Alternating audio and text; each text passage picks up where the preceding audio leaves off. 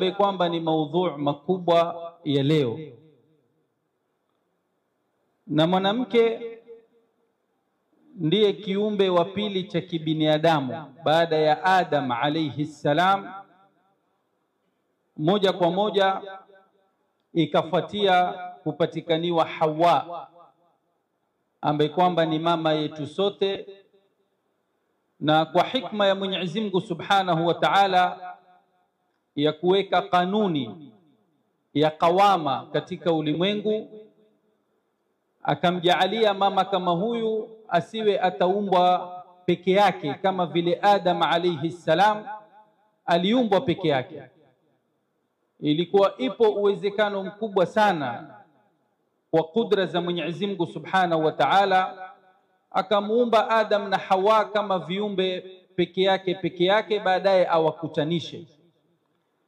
Lakini Hawa akatolewa katika mwili wa Adam alayhi salam, mbali kwa hikma ya kawama, pia ni kwa hikma ya kisayansi.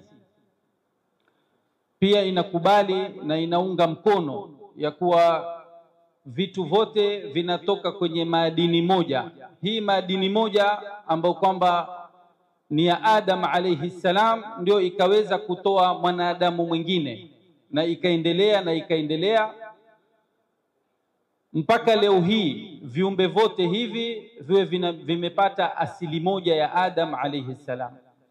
Taban hapa pia ni kitu cha ajabu mwanadamu kutoa mwanadamu, hiyo ni uwezo wa Mwenyezi Mungu. Ndege haizai ndege, wala mashini yoyote haizai mashini.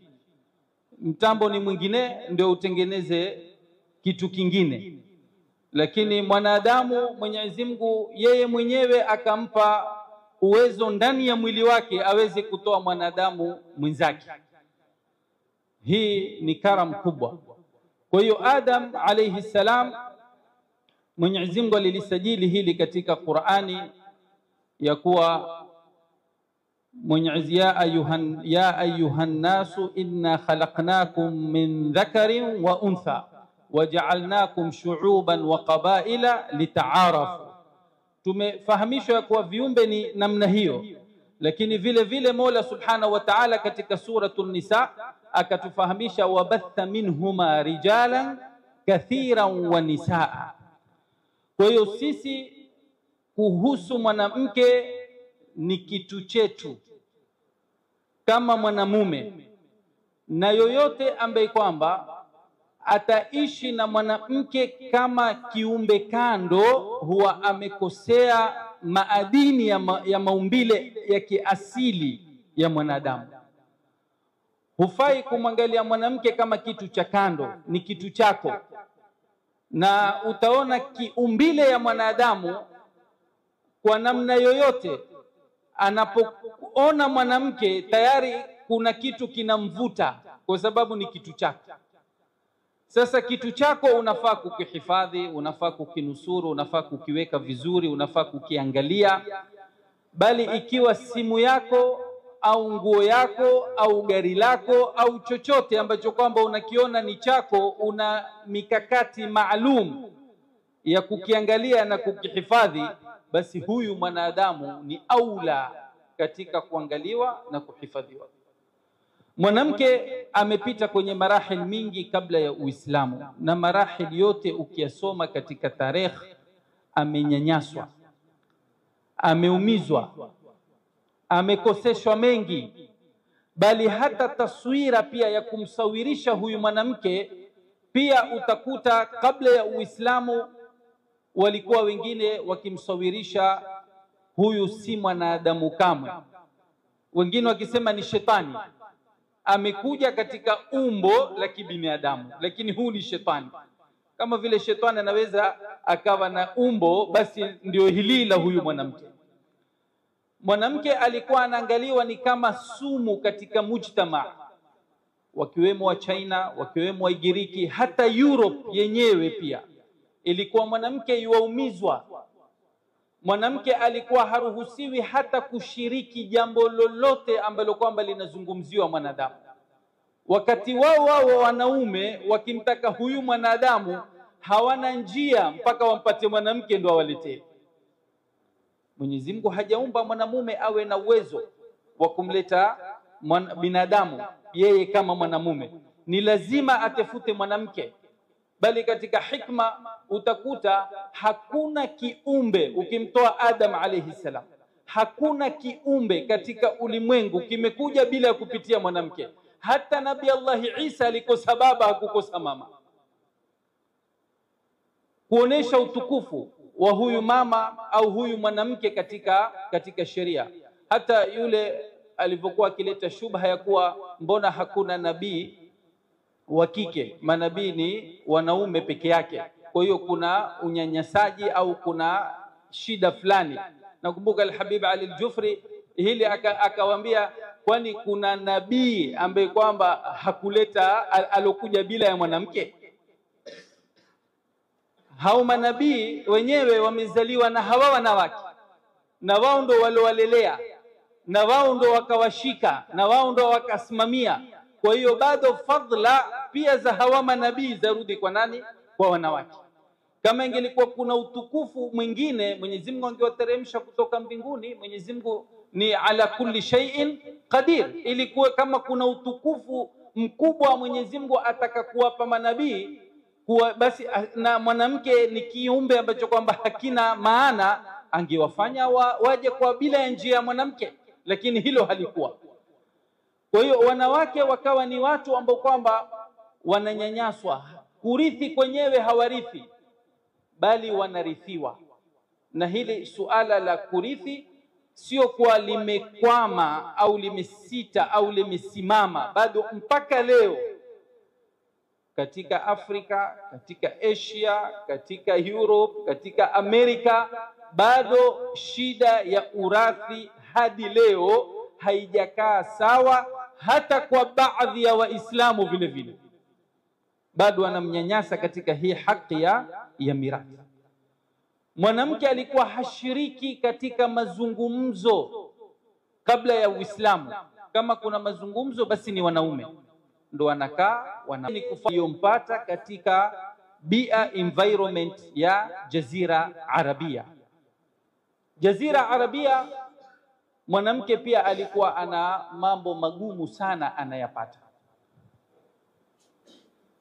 ikiwemo utotoni mwake. Akizaliwa tu mtoto ambaye kwamba akiwa ni mwanamke, ilikuwa tayari ndani ya nyumba ni kero.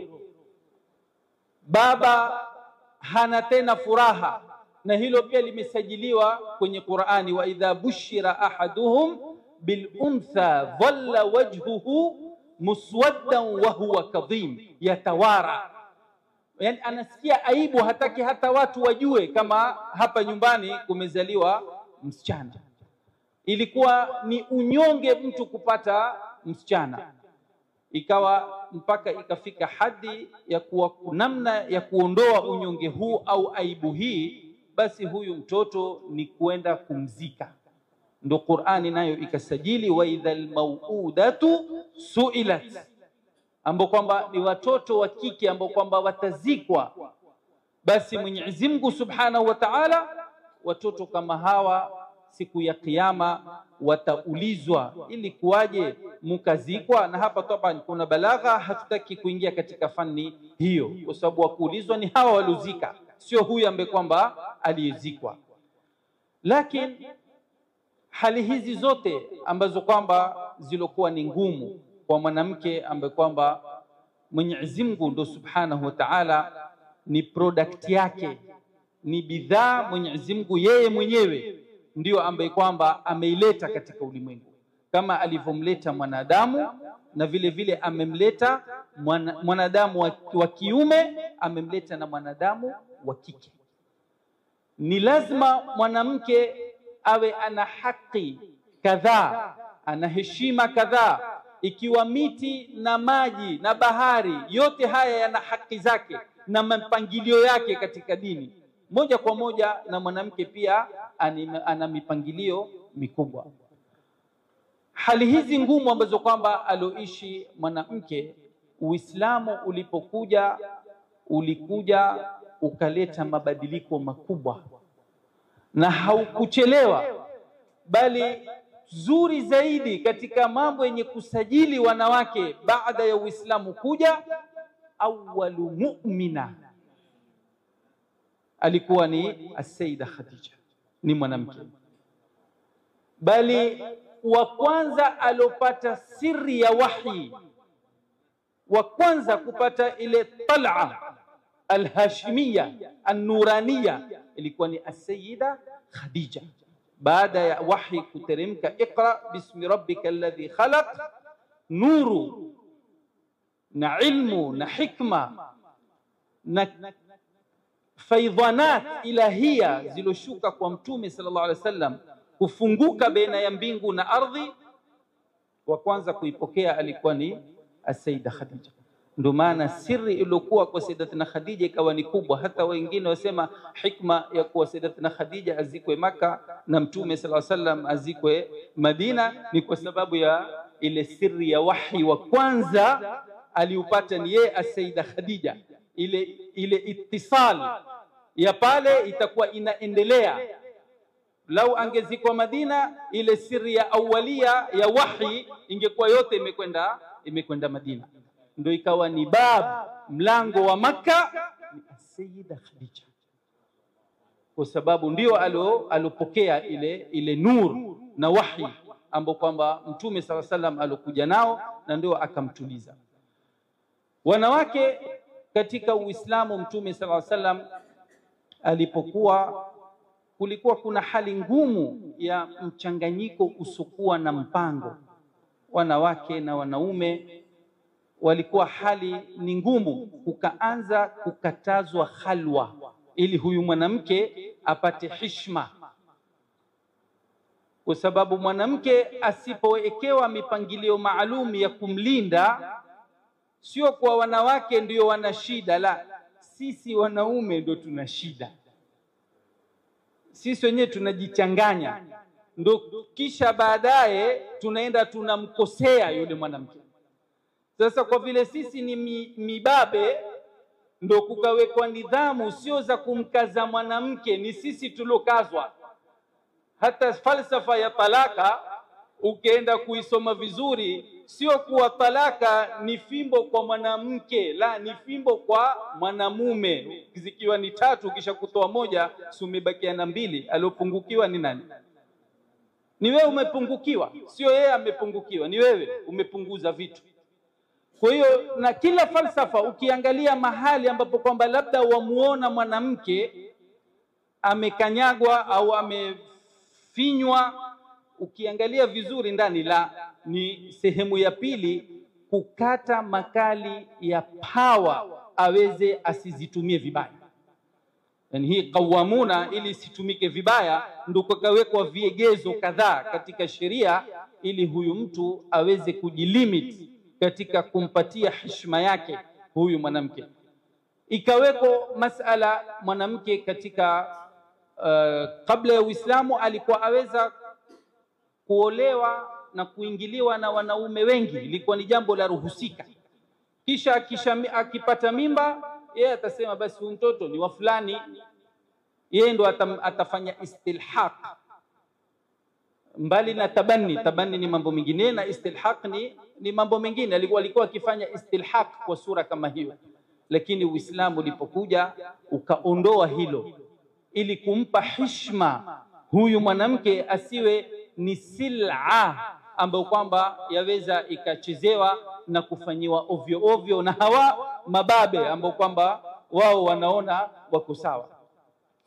Ilikuwa mwanamke kabla ya Uislamu vile vile, mbali na sehemu nyingine, alikuwa harithi, lakini Uislamu ukampatia mirathi. Hata nakumbuka tulikuwa na mikutano kadhaa Kenya kuhusu masala ya mwanamke na haki za mwanamke, tukawa tunatanabahisha katika baadhi ya makabila ambao kwamba mpaka leo bado mwanamke harithi, yakiwemo ya Kiislamu. Kaambia, nyinyi msipompatia hizi kina rubu na thumun na sudus, basi serikali inampatia nisfu. Hata Tanzania nafikiri labda kanuni iko namna hiyo ya kuwa mirathi ni nusu kwa nusu. Lakini sasa ikiwa sisi hatutofanya mapema tukawaelimisha na tukawapa haki zao za hizi robo au nusu ya robo au sudus, basi ujue unakuja kuangukia mahali pabaya hapo mbele, kwa sababu kuna nusu haswa imepangwa huko. Sasa ikiwa tutawaweka kwenye zero, kuna hatari kwetu. Kwa hiyo mwanamke alikuwa hana kitu cha kupata, lakini Uislamu ukaja ukampangia haki kamili na mpangilio kamili katika kurithi. Mwanamke ilikuwa hashiriki katika mashura, lakini wakati wa Mtume sallallahu alaihi wasallam watu wakiitwa kwenye msikiti, basi ilikuwa wanawake pia wakishiriki katika mashura, wakimsikiza Mtume sallallahu alaihi wasallam yuwazungumza nini, na wao pia wakishiriki katika kutoa rai. Bali wanawake wameshiriki hata kwa lugha ya sasa katika mambo ya kisiasa. Yani Mtume sallallahu alaihi wasallam alipofanya bai'a, kulikuwa na wanawake wawili walifanya bai'a wakati wa bai'atul aqaba athania. Wale masahaba walipompatia bai'a Mtume, haikuwa ni wanaume peke yake, bali hata wanawake walishiriki. Lau tutaiangalia katika sura ya kuwa bai'a ni siasa kwa lugha ya sasa ya kumkubali kiongozi, ya kuwa aendelee na sisi tutasimama na kiongozi wetu. Wanawake walikichukua bali vyeo ndani ya serikali kama hisba.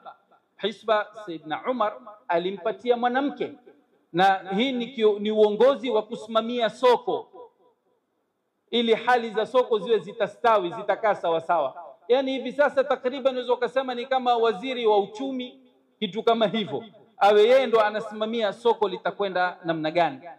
Hili lilikuwa ni mwanamke, ndio wakati wa Saidna Umar alilikisimamia, wa hakadha. Kwa hiyo utakuta mwanamke tukimwangalia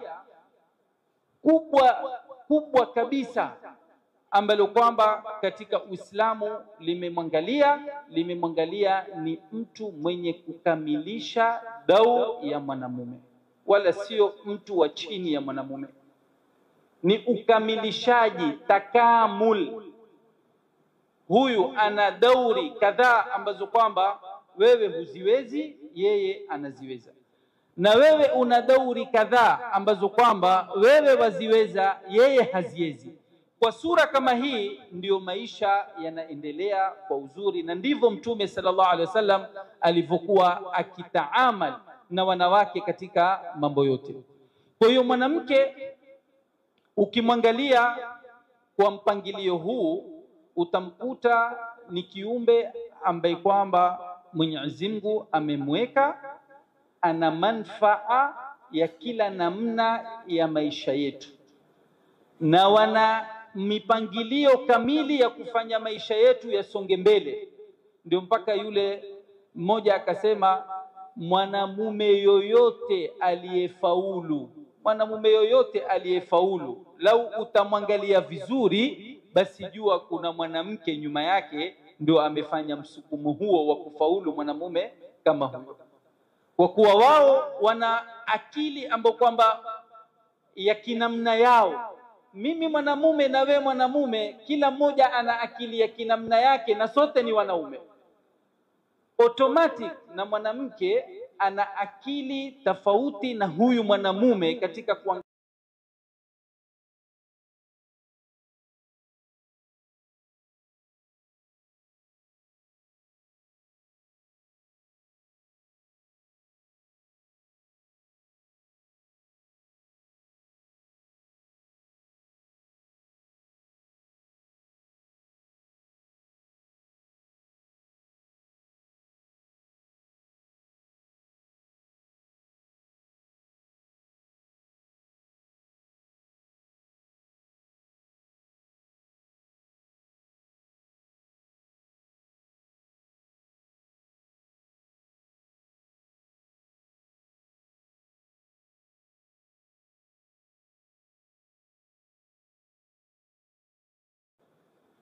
Yani wewe ambaye kwamba hujapata mtoto wa kike, nenda mbio uangalie namna upate mtoto wa kike. Hadithi ziko wazi. Mtume sallallahu alaihi wasallam alipokaa na masahaba akawaambia, atakayeruzukiwa wasichana wawili basi huyo mtu namdhaminia pepo. Na kuna riwaya mmoja akasema, ya Rasulullah, basi na msichana mmoja. Mtume sallam akamkubalia, akamwambia na msichana mmoja. Mwanamke huyu ukamlelea akafika mahali pa kuolewa, wewe ulomuoa umepata kuhifadhika nusu ya dini yako.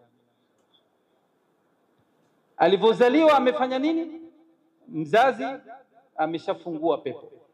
Akiolewa wewe mwanamume umehifadhika nusu, hiyo nusu utafanya kazi wewe sasa.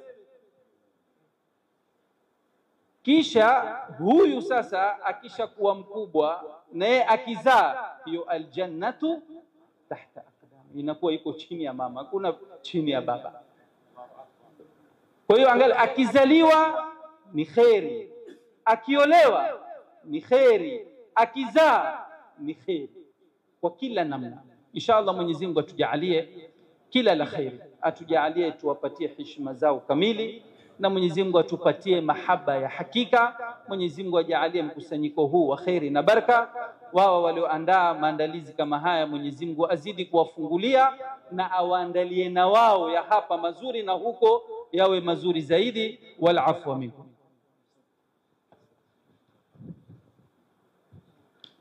Shukran wa barakallahu fikum. Ni Sheikh Faisal Al-Amudi.